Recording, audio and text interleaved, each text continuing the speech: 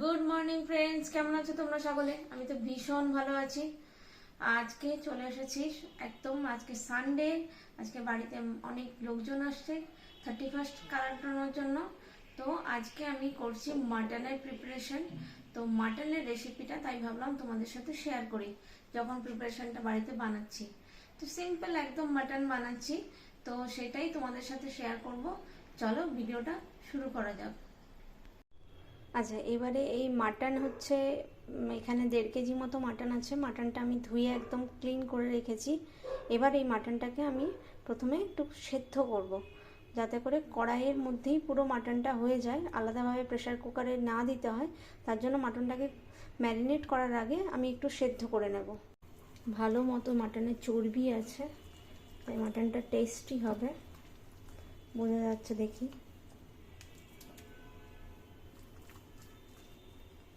পুরো মাটনটা এভাবে দিয়ে দেব। পুরো মাটনটা দিয়ে দিয়েছি। এবারে জল একটু দিয়ে এবার আমি দমটা একদম কমিয়ে দেব। কমিয়ে দিয়ে আমি মাটনটা সেদ্ধ করতে বসিয়ে দেবো। দেখো, দমটা একদম সিম করে দিলাম। সিম করে দিয়ে এবারে আমি মাটনটা সেদ্ধ করতে চাপা দিয়ে দেব। চাপা দিয়ে এবার এই মাটন সেদ্ধ হোক, দম কমের মধ্যে মাটন সেদ্ধ হবে। মাংসটা পুরো সেদ্ধ হয়ে গেছে। এবার আমি মাংসটা তুলে নিচ্ছি বলে। মাংসে যতটা জল বেরিয়েছে সেদ্ধ হবার পর, সেটা কিন্তু আমি ফেলে দেব না, এই স্টকটা আমি রেখে দেব। কাল যখন মাংসটা আমি কষাবো আর তখন যতটুকু জল লাগবে সেটা আমি বাইরের জল দেব না, এই স্টকটা দেব। তাই এইটা আমি রেখে দেবো ফ্রিজে। এবার আমি মাংসটা ম্যারিনেট করার জন্য আমি পেঁয়াজ কেটেছি, তো সেই পেঁয়াজটাকে আমি এবারে ভাজবো। ভেজে তারপরে ভাজা পেঁয়াজটা দিয়ে ম্যারিনেট করব। এবার আমি পেঁয়াজগুলো ভেজে নেব, তাই তেলটা গরম করতে দিলাম। পেঁয়াজ ভাজতে প্রচুর টাইম লাগে।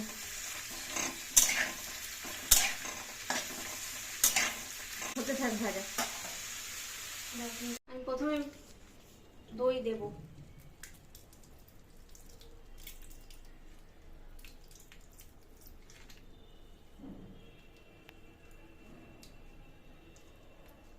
দই দিলাম। এরপর এতে আছে আদা, রসুন আর কাঁচা লঙ্কা, এই পেস্টটা দিলাম। যেহেতু আমার মাংসের অ্যামাউন্ট অনেকটাই, 1.5 কেজির ওপরে, তাই জন্য সবই একটু বেশি পরিমাণে লাগছে। এবার আমি যে পেঁয়াজটাকে ভাজা করেছিলাম সেই পেঁয়াজটা দিলাম।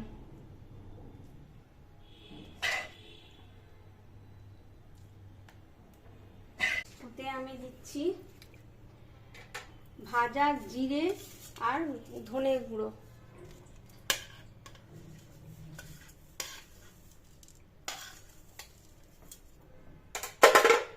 দিলাম। দেব হলুদ গুঁড়ো,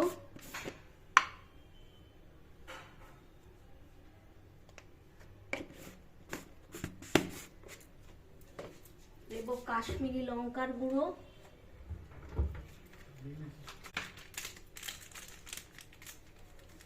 যাতে রংটা খুব ভালো আসে, ভালো করে দিতে হবে।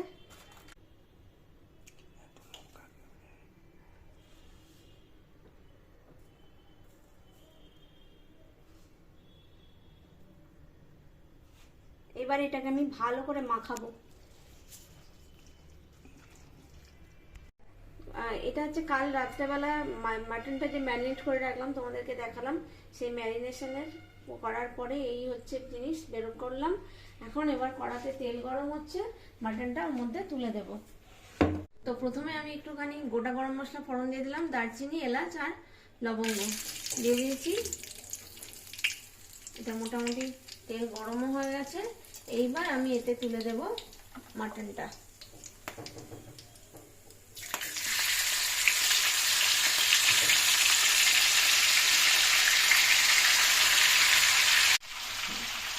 মাটনটা পুরোটাই কড়াতে দিয়ে দিয়েছি। এবার এটাকে তেলের সাথে মেশাতে হবে।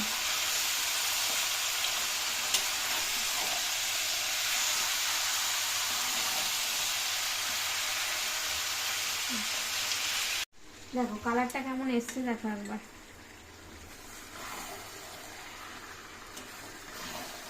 আর মাংস যেহেতু সেদ্ধ করা আছে, মাংস হতে কিন্তু বেশি সময় লাগবে না।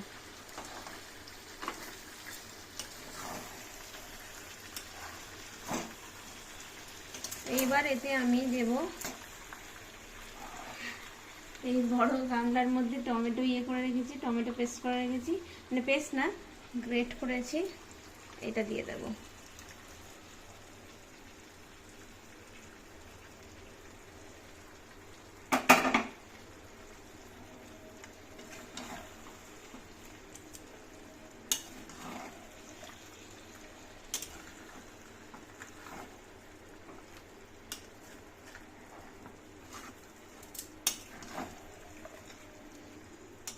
টমেটো শুদ্ধ এটা একটুখানি কষানো হোক বা সেদ্ধ হোক, যাই হোক, তারপরে একটু মাংসের স্টক দেব, দিয়ে চাপা দিয়ে রেখে দেবো, নিজে নিজে সেদ্ধ হবে।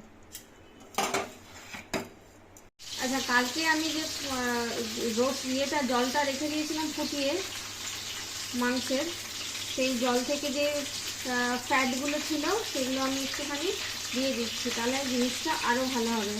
মানে মাটনের যে স্টকটা রেখেছিলাম তার থেকে একটু শুধু ফ্যাটগুলো দিয়ে দিচ্ছি।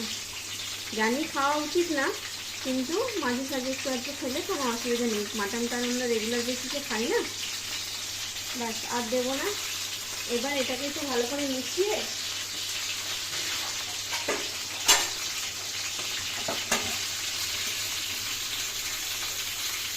মাংস একদম দেখো ছেড়ে ছেড়ে যাচ্ছে, পুরো সেদ্ধ হয়ে গেছে। ঢাকা দেবো না, আর শুধু ফোটাবো, ফুটিয়ে নামিয়ে নেব। মাটন একদম রেডি আর সার্ভ। যেহেতু কালকে একটু সেদ্ধ করে রেখেছিলাম, আজকে মাংসগুলো একটু অতিরিক্ত ওভারকুকড হয়ে গেছে, কিন্তু কালারটা ব্যাপক এসছে। একদম দেখো পুরোপুরি রেডি মাটন কষা। এটা যদি তোমাদের ভালো লাগে রেসিপিটা, তাহলে অবশ্যই লাইক করো, কমেন্ট করো এবং শেয়ার করো। আর চ্যানেলটাকে সাবস্ক্রাইব করতে কিন্তু একদম ভুলো না। আবার দেখা হচ্ছে নতুন একটা ভিডিও নিয়ে খুব তাড়াতাড়ি। ততক্ষণের জন্য টাটা, বাই বাই।